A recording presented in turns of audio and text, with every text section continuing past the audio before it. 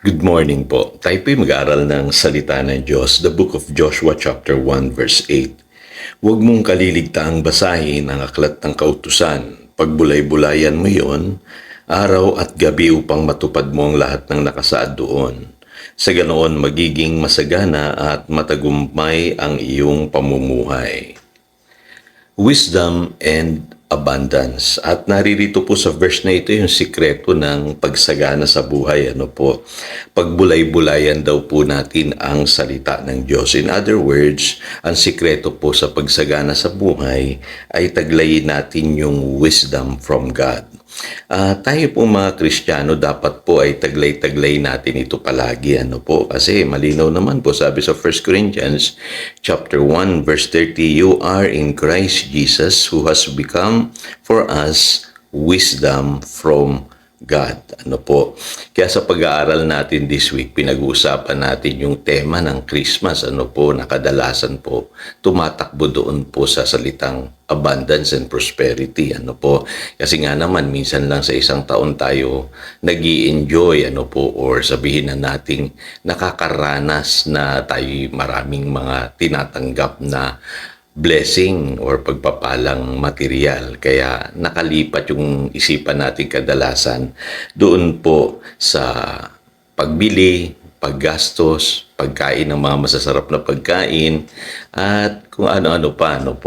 Kasi nga naman, naririyan po yung kaugalian nating mga Pilipino na minsan lang naman sa isang taon yan kaya dapat mag-enjoy ka naman. Pero alam niyo po, behind that, meron din po tayong toxic Filipino culture. Na kadalasan nagbibigay sa atin ng problema at kumikilos tayo ng walang wisdom na nanggagaling po sa Biblia. Lagi niyo pong tatandaan na yung wisdom, yan ang sikreto. Sabi sa Proverbs chapter 3 verse 16. Long life is in her right hand. Ang tinutukoy po dito ay ang wisdom.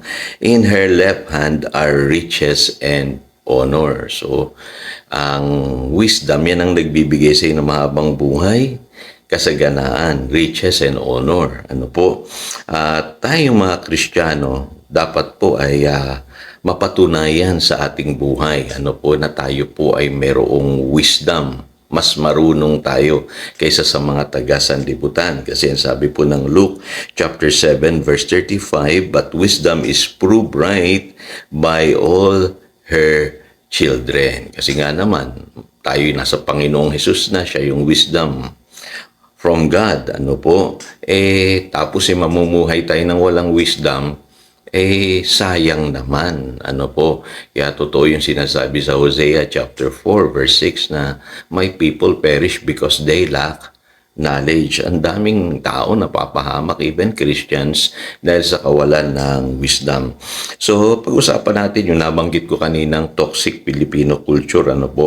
Kadalasan po, tayong mga Pilipino, syempre, na-enjoy natin yung bonus natin pagka Christmas, dumarating yung mga iba't ibang mga regalo, mga pagpapalang material, nami-mismanage po natin yan sa pamamagitan ng maling paggastos. I-share ko sa inyo ilang mga verses para makita nyo po yung kahalagahan ng wisdom.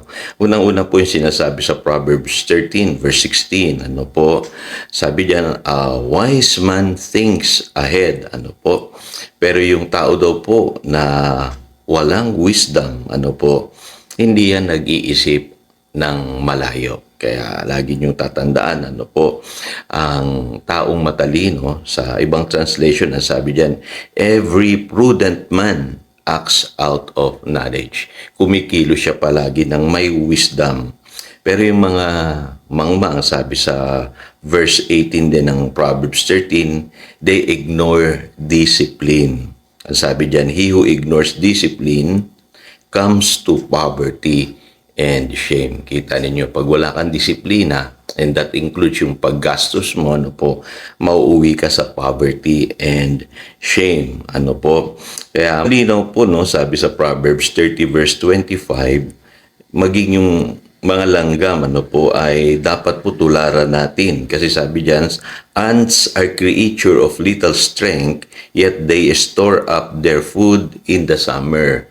Marunong silang magtabi ng kanilang pagkain. Kumbaga, nag-iipon sila. Ano po? At ang sabi rito sa Proverbs 21 verse 20, a wise man saves for the future, but the foolish man spends whatever he gets. So yung tao daw po na mangmang, ano po, waldas yan. Pero yung matalino, nagtatabi yan para sa kinabukasan niya. Alam niyo po, malaki ang kaugnayan nito sa mga gawi nating mga Pilipino pag Pasko, ano po, yung bili lang tayo ng bili, gastos tayo ng gastos, at lahat ng tinanggap natin ating inuubos kagad sa isang araw lang. Minsan nga ano po, pagkatapos ng Pasko ay kapos na kaagad yung pong marami sa atin. Kaya yun po ang sabi ko sa inyo na toxic Filipino culture na dapat baguhin natin. Ano po? Hindi porke kaya nating bilhin, bibilhin natin. Ano po? Pag-isipan nyo po yung inyong spending habits daily. Ano po? Hingi kayo ng wisdom from the Lord. Maging prayerful kayo sa inyo pong paggastos. Okay? Number 2, ano pa yung toxic na habit natin? Ano po? Yung mangungutang ka para lamang gastusin para sa isang kasiyahan or event, ano po, or sabihin na nating party. Minsan, ano po, minsan hindi lamang pagpasko yan, even doon sa mga birthday parties, ano po, nangungutang tayo.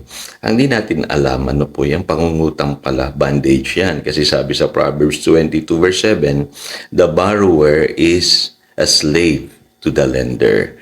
So, ibig sabihin, alipin ka palagi pagka ikaw ay nasanay mangutang. Ngayon, ako po'y against sa habit ng borrowing. Ano po? Kasi ang daming tao ngayon pinahihirapan yan eh. Ano po? Akala kasi nila yung utang lifeline. Ano po? Pagkagipit na gipit kami, mag-aalok sa'yo. Ano po? Kumbaga easy money. Ano po? Ngayon, ikaw naman, kakagatin mo kaagad. Ano po? Hindi mo iniisip na paano na kaya ito kung babayaran ko na. Iingat po kayo. No? Trap po kadalasan yung mga pangungutang na yan. Ano po? Ito yung panghuli, pinakamahalaga sa lahat. Ano po? Pagka tinanggap na natin yung mga blessing, ang dami nakakalimot kay Lord. Ano po? Bibili ng bagong damit, bagong kasangkapan, masasarap na pagkain, ano po, magsasaya, magkakaroon ng araw-araw na halos party, kasiyahan, pero nakakalimutan si Lord. Ano po? Alam niyo po, ang prinsipyo ng Biblia, napakahalaga eh. Honor the Lord with your wealth, with your first fruits. Yung po sinasabi ng Proverbs chapter 3, verse 9 and 10. Sabi diyan, then your barns will be filled to the overflowing, and your vats will brim over with new wine. Kung gusto mong sagana ka, palagi sa iyong buhay, isa sa sikreto po ay yung i-honor mo ang Lord sa iyo pong mga tinanggap na pagpapala. Ano po? Magbigay ka sa gawain ng Panginoon, magbigay ka sa church. Ano po, napakahalaga po niyan. Kung naniniwala kayo sa tithes and offering, napakaganda po niyan.